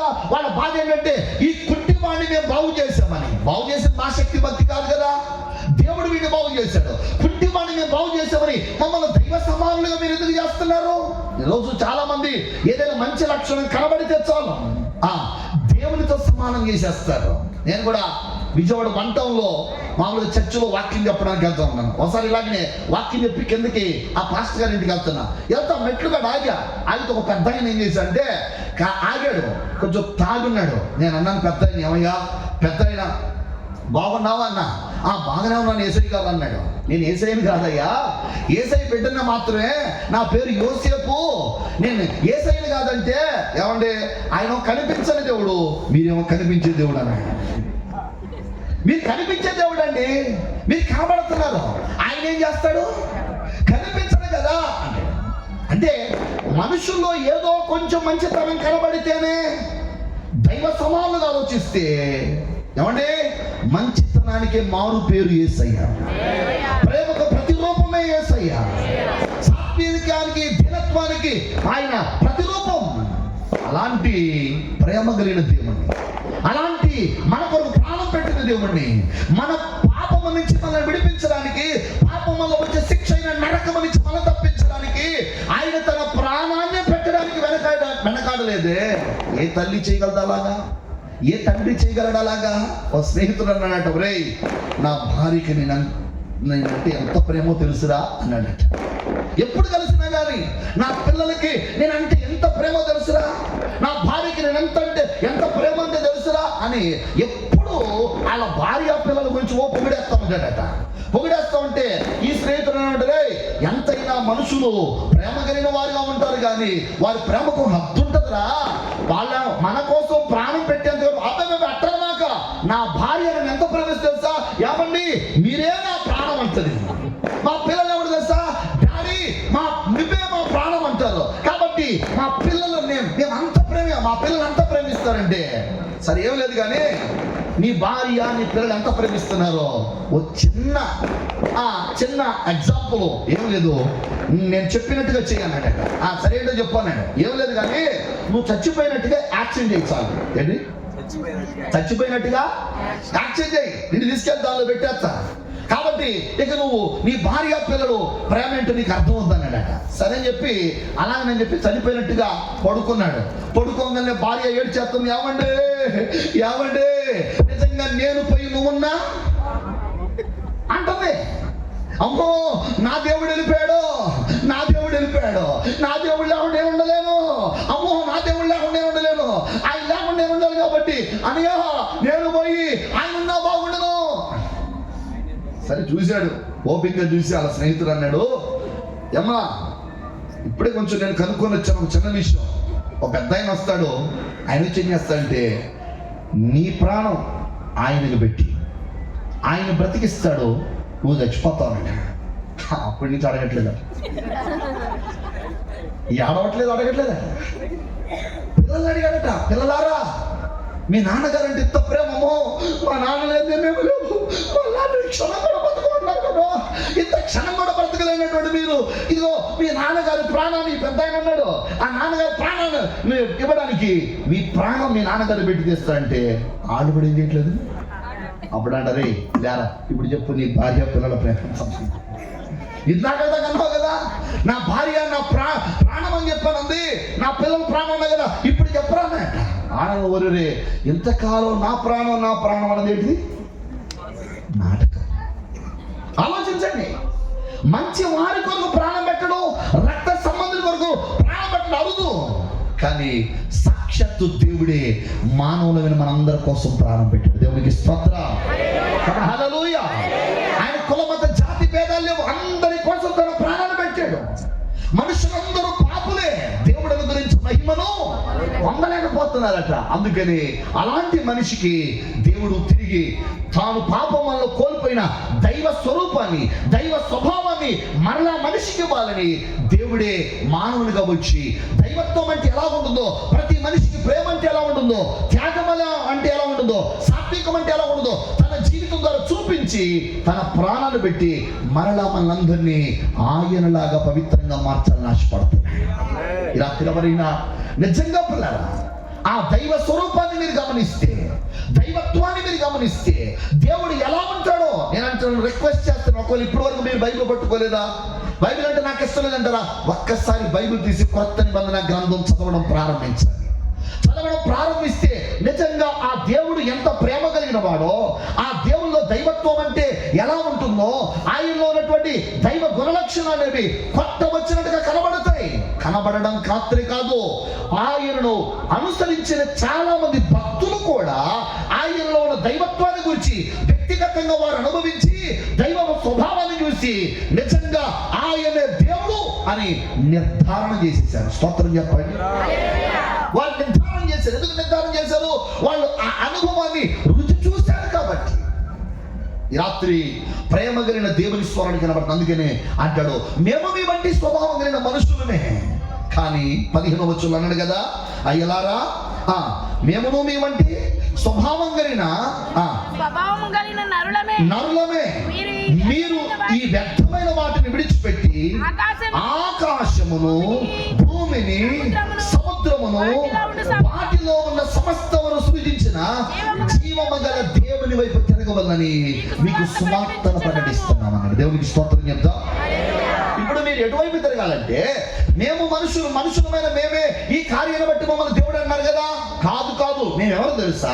భూమిని, ఆకాశాన్ని, ఆ సముద్రమును, అందరి సమస్తమును ఏమైతే ఉందో సమస్తాన్ని సృజించిన వాడు దేవుడు. స్తోత్రం చెప్తాడు. సృజించిన దేవుడు ఎటువంటి వాడు? జీవము గలవాడు. దేవుడు అంటే జీవము లేనివాడు, జీవము లేని రూపం కాదు. దేవుడు అంటే జీవము కలిగిన వాడు. అంటే అర్థమేంటి? ఆయన మనలాగా మాట్లాడగలడు, చూడగలడు, వినగలడు, అర్థం చేసుకోగలడు మన పరిస్థితిని. అందుకని బైబిల్ రాయబడింది, కీర్తనకారుడు అంటాడు, ప్రార్థన ఆలకించువాడా సర్వ శరీరులు ఎదుకు వస్తారన్నాడు. దేవునికి స్తోత్రం. మన బాధ చెప్తే విని స్పందించేటువంటి వాడు ఆయన. మనం సమస్యలో ఉన్నామంటే, ఆపదలో ఉన్నామంటే మన మొర విని మనకు జవాబును సహాయం చేయగలిగిన వాడు ఆయన. మనం వ్యాధిలో ఉన్నామంటే ఆదుకునే దేవుడు ఆయన. కన్నీళ్లలో ఉన్నామంటే ఆదరించే దేవుడు ఆయన. కృంగిపై ఉన్నామంటే లేవనెత్తే దేవుడు ఆయన. బలహీనమై ఉన్నామంటే బలపరిచే దేవుడు ఆయన. నిరాశలో ఉన్నామంటే నిరీక్షణ కలుగు చేయగలిగిన దేవుడు ఆయన. నీవు రాత్రి ఏ పరిస్థితిలో ఉన్నావు, నీకు చాలిన దేవుడు యేసుక్రీస్తు. దేవునికి స్తోత్రం. హల్లెలూయా. నీకు చాలిన దేవుడు ఆయన. కాబట్టి ఆయనను అందుకని కదా, సమస్తాన్ని కలుగు చేసిన సృష్టికర్త అయిన దేవుని యందు విశ్వాసం ఉంచాలి. మనం విశ్వాసం ఉంచవలసిన సృష్టి యందు కాదు, సమస్తమును సృజించిన దేవుని యందు. ఆయన కూడా జీవము కలిగిన దేవుడు అని బైబిల్ చెప్తుంది. అందుకని పౌలు ఏమనంటే, సమస్తమును సృష్టించిన జీవము కలిగిన దేవుని వైపు మీరు తిరగవలని మీకు సువార్త ప్రకటిస్తున్నాను. దేవుని స్తోత్రం చెప్తాం. రాత్రి ఏ మతం వైపు మీరు తిరగద్దు, లేకపోతే ఏ మతం వైపు తిరగద్దు. జీవం కలిగిన దేవుడు ఎవరైతే ఉన్నారో ఆ జీవం కలిగిన దేవుడు వైపు తిరగాలి. ఆయన ఎవరట? పౌలు అంటాడు కదా, ఆయన ఎవరో మీకు సువార్తను మేము ప్రకటిస్తున్నాం. సువార్త అనే మాటకు అర్థం, కొరింథీయులకు రాసిన మొదటి పత్రిక 15వ అధ్యాయంలో మొదటి 3-4 వాక్యాలు, 2-3-4 వాక్యాలు మీరు గమనిస్తే అక్కడ అంటాడు కదా, పౌలు అంటాడు, మేము ప్రకటించే సువార్త ఏంటో తెలుసా? లేఖనముల ప్రకారము ఆయన చనిపోయాడు, లేఖనముల ప్రకారము ఆయన సమాధి చేయబడ్డాడు, లేఖనముల ప్రకారము ఆయన తిరిగి మరలా 3వ దినాన్ని తిరిగి లేచాడు. దేవునికి స్తోత్రం. ముగింపుగా కాస్త ముగింపు వైపు వెళ్ళిపోతున్నాను, జాగ్రత్తగా గమనించండి. కొంచెం ఒక 10 నిమిషాలు ముగించేస్తాను. జాగ్రత్తగా లేఖనముల ప్రకారంగా ఏమన్నాడంటే, ఆయన చనిపోయాడు, సమాధి చేయబడ్డాడు, ఆయన 3వ దినాన పునరుద్ధానుడై. అందుకని భక్తుడు పాట రాశాడు, ఏమని తెలుసా? పుట్టి ఒకడు రాజ్యమే లేది సహజము, రాజుగానే జన్మించినాడు చిత్రము. స్తోత్రం చెప్తాం. పుట్టిన తర్వాత ఏదో వాడు మహద్దశను బట్టో, జ్ఞానాన్ని బట్టో, లేదా వంశ పారంపర్యం బట్టో రాజవడం సహజం. కానీ ఆయన పుట్టేటప్పుడే రాజుగా పుట్టాడు. అందుకని యూదుల రాజుగా పుట్టిన వాడు ఎక్కడున్నాడని అడిగాడు. దేవునికి స్తోత్రం చెప్తాం. ఆయన పుట్టిన తర్వాత దైవావతారంగా మారలేదు, ఆయన దేవుడుగానే ఈ లోకానికి వచ్చాడు. ఆయన ఈ లోకానికి వచ్చాడు కాబట్టి ఇక్కడ ఏం చెప్తున్నా అంటే, ఆయన లేఖనాల ప్రకారంగా ముందుగా చెప్పబడిన ప్రకారంగా ఆయన చనిపోయాడు. ఎందుకు చనిపోయాడు? నా పాపం యొక్క రుణం తీర్చడానికి. ఎందుకని?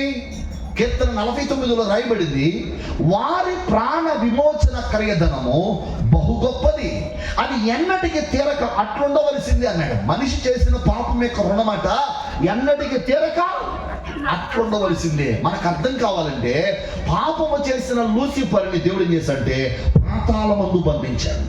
వారి యొక్క దూతలను దేవుడు పాతాళమందు, ఎందుకని ఇక ఆ రుణం తీరేది కాదు, ఆ రుణం తీరదు. రుణం తీరదైతే దేవుడు ఏం చేశాడు సార్, ఆ రుణం తీర్చడానికి ప్రభువైన యేసుక్రీస్తు ఈ లోకానికి వచ్చాడు. దేవునికి స్తోత్రం. అందుకని పేతురు గారు రాసిన మొదటి పత్రికలో ఏమన్నా మొదటి అధ్యాయంలో ఆయన రక్తం అట అమూల్యమైన రక్తం. యేసుక్రీస్తు రక్తం పవిత్రమైనది కనుక ఆ రక్తం అమూల్యమైన రక్తం, అంటే వెల కట్టడానికి వీలు లేదు. మనుషులందరి పాపములో కడగడానికి అమూల్యమైన రక్తాన్ని చిందించాడు. హెబ్రీయులకు రాసిన పత్రిక 10వ అధ్యాయం అంటారు కదా, ఎలాగనగా ఎట్ల యొక్కయు మేకల యొక్క రక్తము మనుషుని యొక్క పాపమును తీసివేయుట అసాధ్యం. నిజమే, మనుషుల యొక్క పాపాన్ని అవి తీయలేవు. మరి ఏం తీయగలదు? యేసుక్రీస్తు రక్తం. దేవునికి స్తోత్రం. నీ పాపానికి నువ్వు చెల్లించవలసిన వేల ఏమీ లేదు. ఎందుకంటే మనం అందరం కూడా చెప్పండి, ఇప్పుడు ఉదాహరణకి నువ్వు నేనున్నామండి, ఏదైనా దేవునికి ఇద్దామని వెళ్ళావు అనుకోండి, అయ్యా నా పాపానికి బదులుగా ఇది ఇస్తున్నాను అని దేవునికి ఇవ్వాలంటే అసలు ఇచ్చే మన హృదయం సరిగా లేదు, మన చేతులు శుభ్రమైనవి కావు, మనమే మాలిన్యత కలిగిన వారు ఎలా వేల చెల్లించగలవు? అవునా కాదా? ముట్టడం వల్ల మనము అర్పించేది కూడా ఏమైపోద్ది? అపవిత్రం అయిపోద్ది. మరి అలాంటప్పుడు దేవుడు ఏం చేస్తాడంటే, పాపము లేని దేవుడు ఏం చేస్తాడంటే మానవుల కొరకు తన ప్రాణాన్ని బలిదానంగా అర్పించాడు. దేవునికి స్తోత్రం. అందుకే సృష్టికర్తని దేవుడు మానవుడికి ఈ లోకానికి రావాల్సి వచ్చింది. ఆయన ఈ లోకానికి రావడంలో ఉన్న అంతర్యమదే. ఎందుకు వచ్చాడంటే మనుషులందరి పాపం యొక్క వెల చెల్లించాలి. అది ఎవరు చెల్లించలేరు, ఎందుకంటే జన్మతః అందరూ పాపులే కాబట్టి ఎవరో చెల్లించలేరు కనుక ఆయనే నీ నా నిమిత్తం పవిత్రుడైన దేవుడే తన వెల చెల్లించడానికి వచ్చాడు. ఈ రాత్రి చెప్పగలిగిన సత్యం ఏంటంటే, ఆ దేవుని యందు నువ్వు విశ్వాసం ఉంచగలిగితే కనుక ఈ రాత్రి నీ కొరకు ఆయన చనిపోయాడు. దేవునికి స్తోత్రం. నీ పాపముల కొరకు చనిపోయాడు. అర్థమవుతుందా? చాలా మంది అడుగుతారు, సార్ పాస్టర్ గారు అంటే యేసు ప్రభు క్రైస్తవుల కొరకు చనిపోయాడా? అసలు క్రైస్తవ్యం అనేది మతం కాదు. క్రైస్తవుడు అనే మాటకు అర్థం ఏంటంటే క్రీస్తును కలిగిన వాడని అర్థం. నువ్వు ఎవరైనా కావచ్చు, ఏ కులంలో పుట్టావో ఏ మతంలో పుట్టావో, యేసుక్రీస్తుని హృదయంలో చేర్చుకోగలిగితే నిన్నెవరు పిలుస్తారు? క్రైస్తవుడు. అంతేగాని క్రైస్తవం అనేది ఒక మతంగా కాదు. చాలా మంది జీవితంలో గమనించిన విషయం అదే. మరొక విషయం మనం గుర్తించవలసిన విషయం ఏంటంటే, ఇప్పుడు దేవుడు ప్రతి వ్యక్తి కొరకు తన ప్రాణాన్ని బలిదానంగా పెట్టాడు. అందుకని ప్రయాసపడి భారం మోసుకొంచున్న సమస్త జనులారా నా యొద్దకు రండి, మీకు విశ్రాంతి కలుగు చేస్తానన్నాడు ఆయన. దేవునికి స్తోత్రం. భూదిగంత నివాసులారా నా వైపు చూసి రక్షణ పొందండి, దేవుడను నేనే అంటున్నాడు ఆయన. కాబట్టి రాత్రి మీరు ఎవరైనా కావచ్చు, యేసు వద్దకు రావడానికి నిరభ్యంతరంగా రావచ్చు. ఎందుకు తెలుసా? నీకోసం కూడా యేసు తన ప్రాణాన్ని పెట్టాడు. దేవునికి స్తోత్రం. ఆయన వచ్చాడు, సార్ మళ్ళీ చెప్తున్నారు, యేసు ప్రభు ప్రాణం పెట్టాడు, ప్రజల పాపాలు పోతే అన్నారు కదా. ఏదో ఆయన ప్రాణం పెట్టాడంటే ఆ రోజు యెరూషలేములో ఉన్న ప్రజలందరి పాపాలకు సరిపోతుంటే వినొచ్చు. లేదంటే ఆయన ఉన్న బతికున్నంత వరకు, లేదా ఆయన చనిపోయిన తర్వాత కొద్ది కాలం వరకు ప్రజల పాపాలు పోయి అంటే నమ్మొచ్చు. కానీ అప్పుడెప్పుడో చనిపోయిన వాడిని ఈ రోజు వరకు కూడా ఆ రక్తం కడుగుతూనే ఉంటుందా? ఆ రక్తం పవిత్రపరుస్తుందా అని అడిగాడట. ఎందుకని? ఆ రక్తం చచ్చిపోయిన రక్తం అయితే వేరు, అది సజీవుని రక్తం. దేవునికి స్తోత్రం. ఆయన అన్నాడట, సార్ మీరేం చేస్తారండి? నేనా సబ్బుల కంపెనీ యజమాని అన్నాడట. ఎవరిని? సబ్బుల కంపెనీ యజమాని అన్నట. అలాగైతే సార్ మీ సబ్బు అమెరికా వాళ్ళనే కడుగుతుందా, ఆఫ్ఘనిస్తాన్లో కూడా కడుగుతుందా అన్నట. ఎందుకు కదా ఆఫ్ఘనిస్తాన్లో కూడా కడుగుతుంది. మీ సబ్బు అమెరికా వాళ్ళనే కడుగుతుందా, ఇంగ్లాండ్ వాళ్ళు కూడా కడుగుతుందా అంట. ఎందుకు కడగదు సార్? ఇంగ్లాండ్ వాళ్ళు కూడా కడిగిద్ది. అది మీ సబ్బు అమెరికా వాళ్ళనే కడుగుతుందా, లేకపోతే ఈ యొక్క ఇండియా వాళ్ళని కూడా కడుగుతుందా? ఎందుకు కడగదు సార్? ఎవరు వాడితే వాళ్ళని కడుగుతుంది. నీ సబ్బు ఎవరు వాడిన కలిగిందంటే నా ప్రభువైన యేసుక్రీస్తు రక్తం కూడా ఎవరు విశ్వసిస్తారో విశ్వసించిన ప్రతి వ్యక్తి పాపాన్ని కడిగి పవిత్రపరుస్తుంది. విశ్వసించగలిగితే చాలు, నీ జన్మ కర్మ పాపాలు తొలగిపోతాయి. ఎందుకంటే ఎలా బలి చెల్లించలేము, ఎందుకంటే అందరూ పాపం చేసిన వారే కనుక ఆయన వెల చెల్లించలేము కనుక ఆయనే వెల చెల్లించి తన ప్రాణాన్ని పెట్టి ఆ ప్రభువైన యేసుక్రీస్తుని విశ్వాసం ఉంచగలిగితే నీ కొరకు ఆయన చనిపోయాడు. నీ పాపం యొక్క రక్తం యొక్క ఆ పాపం యొక్క వెలను ఆయనే చెల్లించాడు. ఆయన విశ్వాసం ఉంచితే ఉచితంగా నీకు పాప క్షమాపణ. ఏమండి ఉచితంగా ఎవరిస్తారు చెప్పండి? ఈ రోజున దేనికైనా ఏం చెల్లించాలి? వెల చెల్లించాలి. వెల చెల్లించకుండా అవ్వదు. కానీ యేసుక్రీస్తు ఉచితంగా నీ జన్మ కర్మ పాపములు అన్నిటిని కూడా కడిగి పవిత్రపరుస్తున్నాడు. రెండవదిగా మనిషి ఆయన సమాధి చేయబడ్డాడు. దేనికి సమాధి చేయబడ్డాడంటే, ఆయన సమాధి చేయబడ్డ దేనికి సూచన అంటే, మనిషి కేవలం పాపం కడగబడితే సరిపోదు. అవునంటారా కాదు? కేవలం పాపం కడగబడితే సరిపోదు. ఎందుకో తెలుసా? మనిషిలో పాపం కడగబడినా పాపపు నైజం ఉంది. ఏముంది? ఎవరో ఒక దొరగారట పంది మీద బాగా మోజు పెంచుకున్నాడట. అంటే కుక్కలు పెంచుకున్నట్టుగా ఏం పెంచుకున్నాడు ఆయన? పందిని కూడా పెంచుకున్నాడట. పెంచుకొని దాన్ని శుభ్రంగా స్నానం రోజు చేపిస్తున్నాడు. దాన్ని చక్కగా డ్రెస్ పెట్టిస్తున్నాడు. దానికి చక్కగా కలదోడు పెట్టాడు. ఇక చూస్తే ఎంత బాగుందంటే ఎంత బాగుంది. ఏంటిది? పంది. ఓ రోజున ఆయన మామూలుగా శిఖరానికి వెళ్దామని చెప్పి ఏం చేశాడంటే, కాస్త విశాలమైన ప్రదేశంలోకి వెళ్ళాడట. విశాలమైన ప్రదేశానికి వెళ్ళిన తర్వాత జరిగింది తెలుసా? ఆ విశాలమైన ప్రదేశంలో ఈయన కొంచెం ఆగి రిలాక్స్ అవుదామని ఇలాగ బయటకు వచ్చాడు. అద్దాలు కూడా తీశాడు. ఆ అద్దాలు తీసుంటే ఆ అద్దం నుంచి పంది ఇలా చూస్తుందంట. చూస్తే అంతా పచ్చగా కనపడుతుంది. ఓ చోట మాత్రం బురద గుంట కనపడుతుందంట. ఏం కనపడుతుందండి? బురద గుంట కనపడుతుందంట. అది కనపడంగానే దాని గతం గుర్తుకొచ్చేసింది. ఏం గుర్తుకొచ్చిందండి? అమ్మ విన్నారా? ఏం గుర్తుకొచ్చేసిందట? దాని గతం గుర్తుకొచ్చేసింది. గతం గుర్తుకు రాగానే ఏం చేస్తారు సార్? ఆ యజమాని అక్కడ ఉంటాం ఇక చూసింది, అమాంతంగా దూకేసిందంట. దూకేసి వెళ్ళిపోయి అమాంతంగా నిలబడింది. అమ్మయ్యా పుట్టాడు స్విమ్మింగ్ పూల్ లో దూకే. ఎందుకని? దానికి ఎంత శుభ్రం చేసినా కానీ దాని స్వభావం మారలా.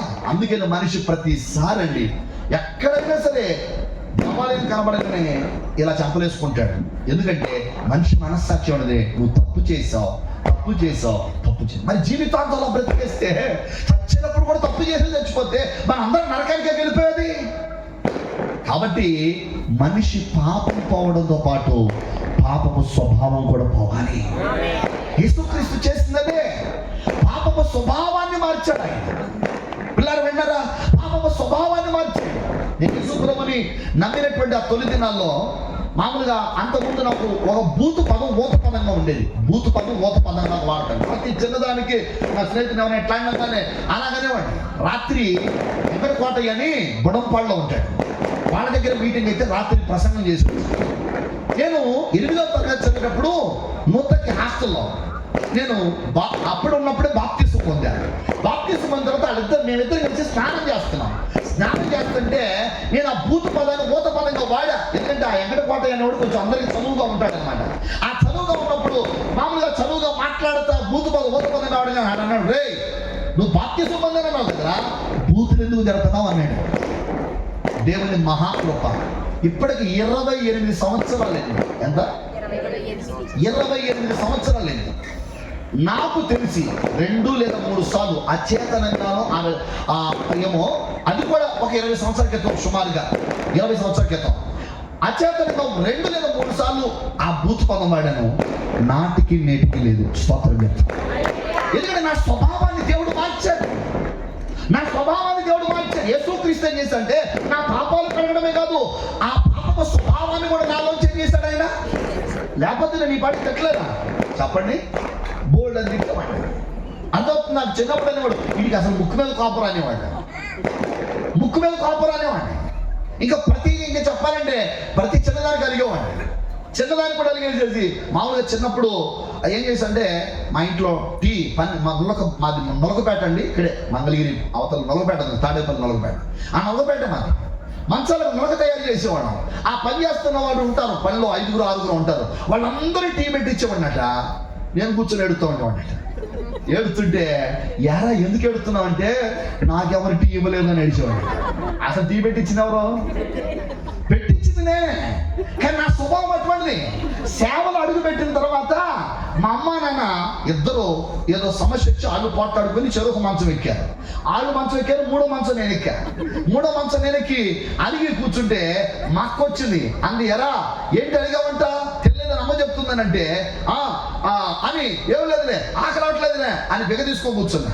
అంటే మా అక్క అంది, సేవకుడు అయిన నువ్వు అలిగితే సంఘం అలిగిద్దాన్ని. ఆ రోజు మానేశా. స్తోత్రం చెప్తాను. అర్థమైందండి? ఎందుకని ఆ స్వభావాన్ని దేవుడు ఏం చేశాడు? మార్చాడు. అందుకనే కదా తుగట్టుపరండి ఒకరోజు గజగజ వణిగిపోయారు ఒకప్పుడు. ఎందుకు? అటువైపు నుంచి ట్రైన్ వెళ్తుంటే చైన్ లాగి మరి మెడలో ఉన్న చైన్లను ఒలుసుకొని పోయేవాడు. ఏలుకున్న ఉంగరాలు పోయేవి, కాళ్ళకున్నటువంటి పట్టాలు, ఎన్నో రకాలైనటువంటి దొంగతనం భయంకరంగా జరిగేవి. గజ దొంగలు ఉన్నారు. కానీ ఈరోజు ఆ తుగట్టుపురానికి టీవీ 9 పెట్టిన పేరు ఏంటంటే సువార్తపురం. స్తోత్రం చెప్తాం. ఎందుకు? ఎంతో మంది గజ దొంగలు మారారు, వాళ్ళే పాస్టర్స్ అయిపోయారు. ఎంతో మంది జీవితాలు మార్చి ఈరోజు సువార్తపురంగా మారిపోయింది ఆ తుగట్టుపురం. ఎందుకని? ఎంతో మంది స్వభావాలను మార్చింది యేసయ్య రక్తం. దేవునికి స్తోత్రం. ఆయన పాపాలు కడగడమే కాదండి, నీలో పాపము స్వభావాన్ని కూడా తీసేస్తాడు.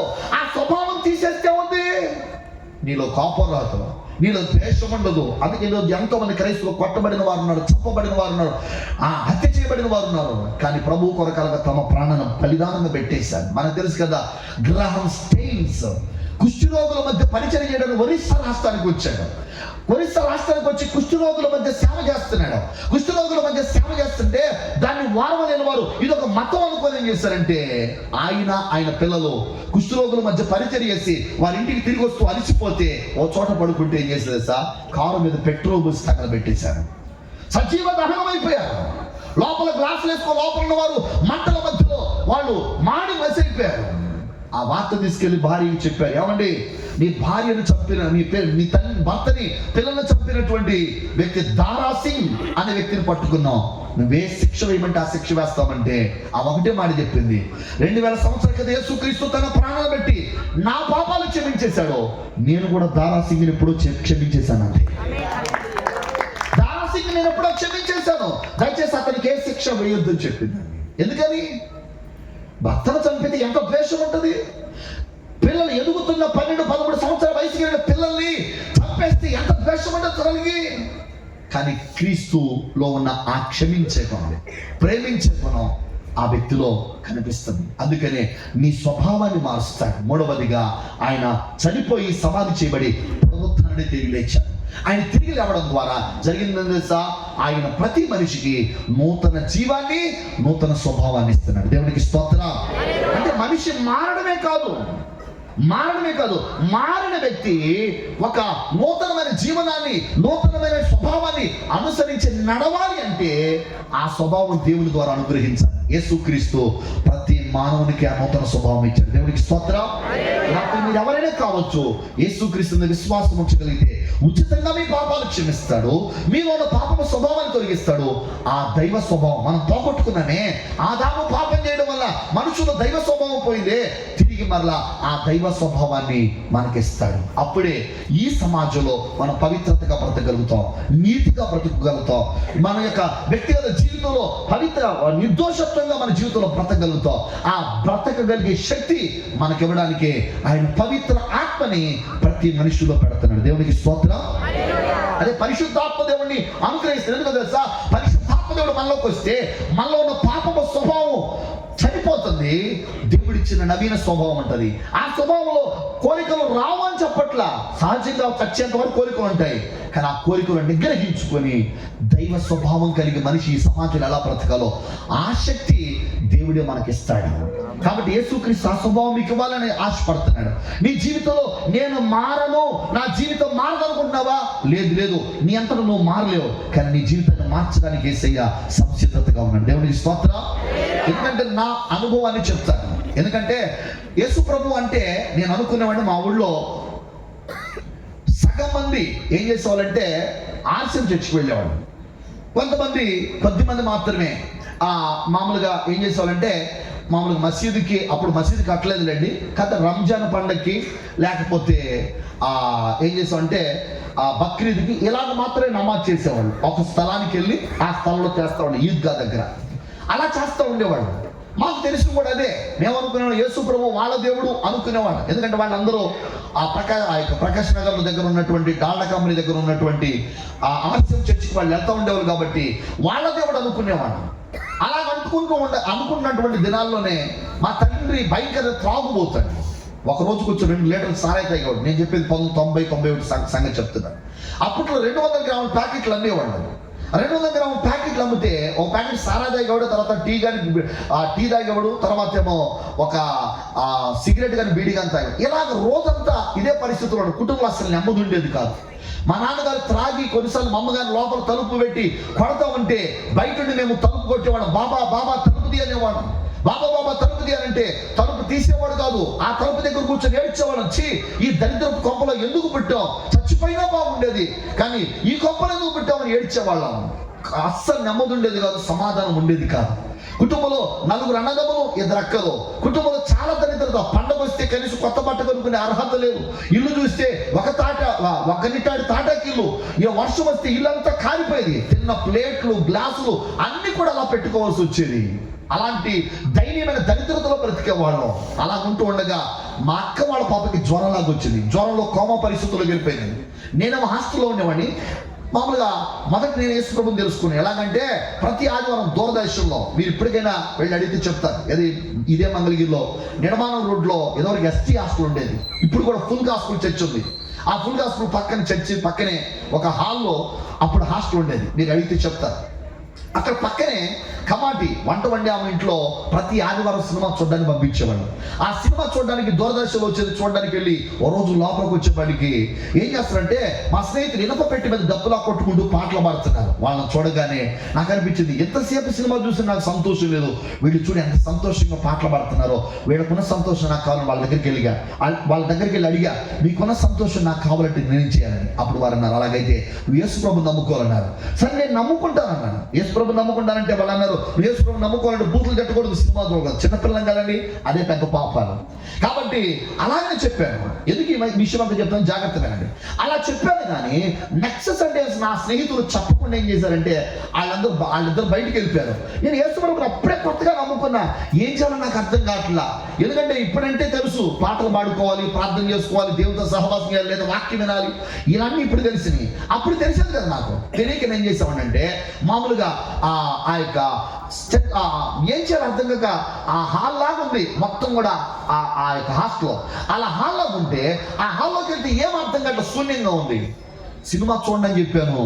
కానీ ఏం చేశానంటే మా తమ్ముడు సినిమా దగ్గర టీవీ దగ్గరికి వెళ్ళిపోయాడు.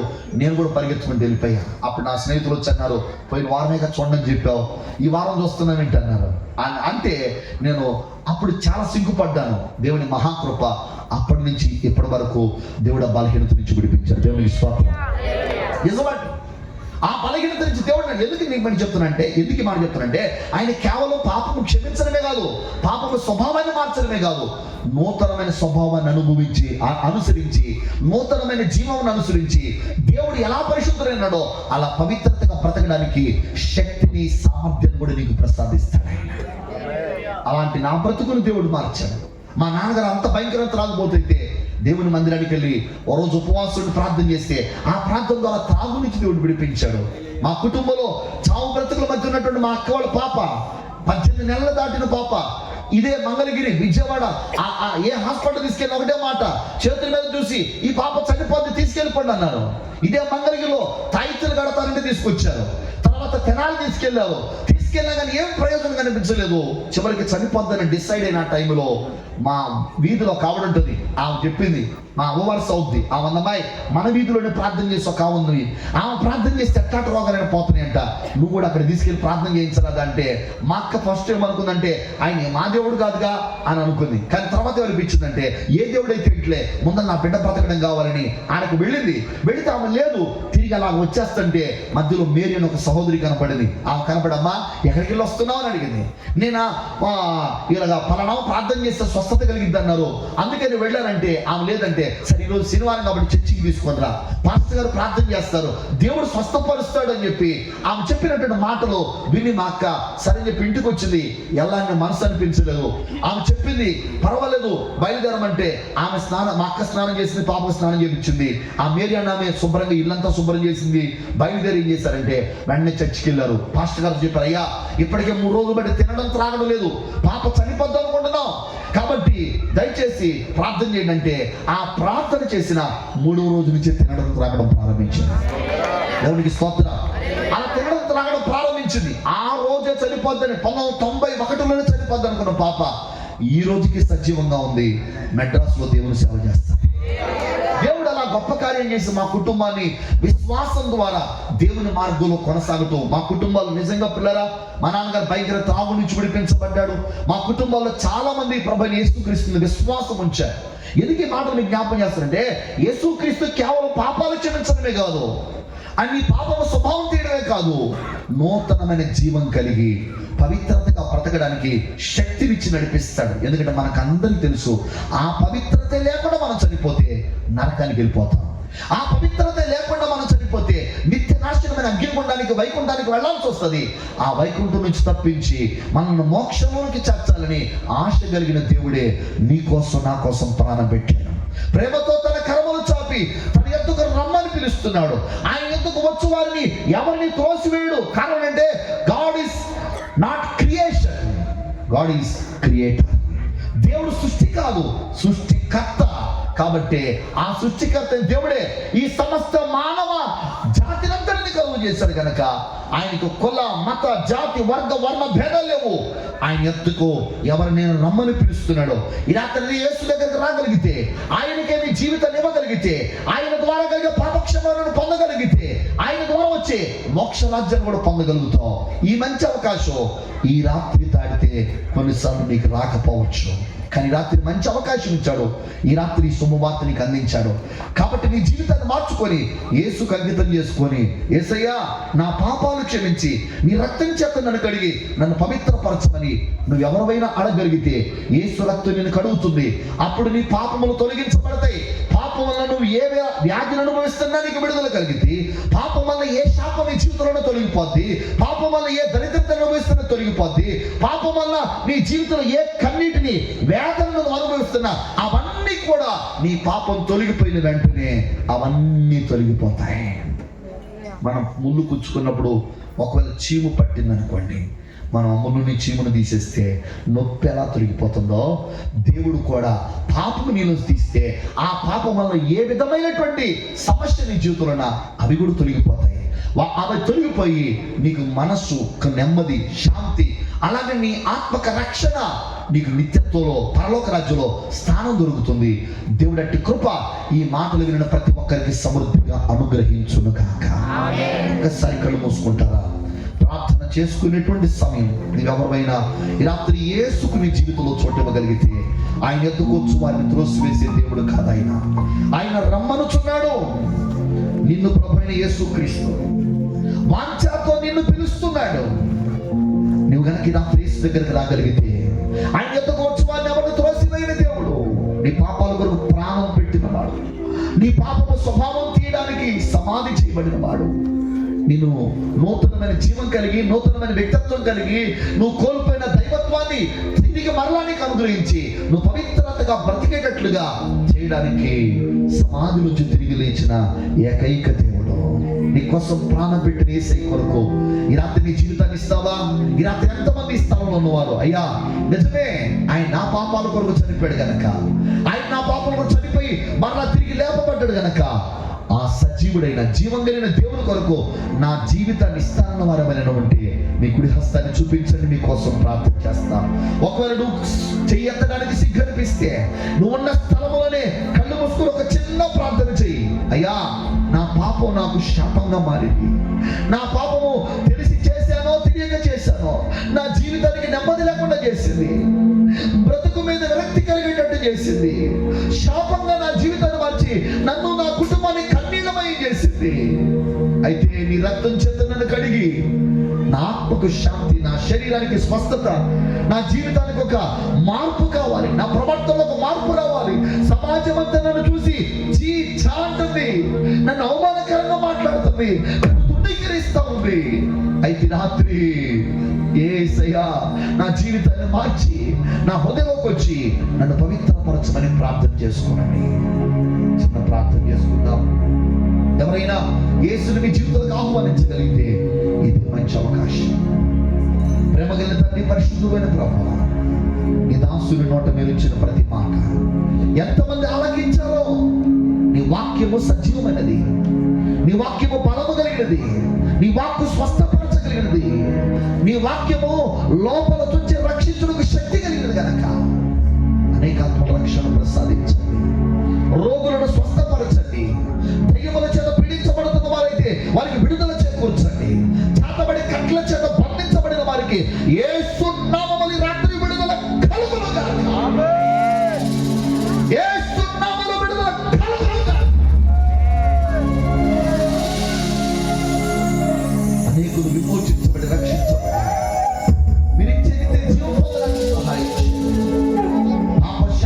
విడిపించి మీరిచ్చే మోక్ష రాజ్యానికి వారసులుగా చేయండి. ఎవరు నశించిపోవడం నీకు ఇష్టం లేదు కదా నాయన. నేనే మార్గమును సత్యమును జీవమునైనాను, నా ద్వారా తప్ప ఎవరితో తండ్రి ఎందుకు రాలేదు. ఎందుకు వచ్చి పరలోకాన్ని సంపాదించుకునేటట్లుగా ప్రతి ఒక్కరిని దీవించమని యేసు పరిశుద్ధ ఉన్నతమైన నామములో ఈ సభలు ఏర్పాటు చేసిన మీ సేవకులు, వారి కుటుంబాలు ఎవరైతే ఉన్నారో వారందరి మీదకి మీ దీవెన రావాలి. వారి తరాలకు ఆశీర్వాదం అనుగ్రహించండి. యేసు నామం పేరట వేడుకొని పొంది ఉన్నాం మా పరలోకపు తండ్రి. ఓపికగా ఆలకించిన ఈ ప్రాంత ప్రజలకి చేరువచ్చిన హృదయపూర్వకమైన వందనాలు తెలియజేస్తాం. God bless you.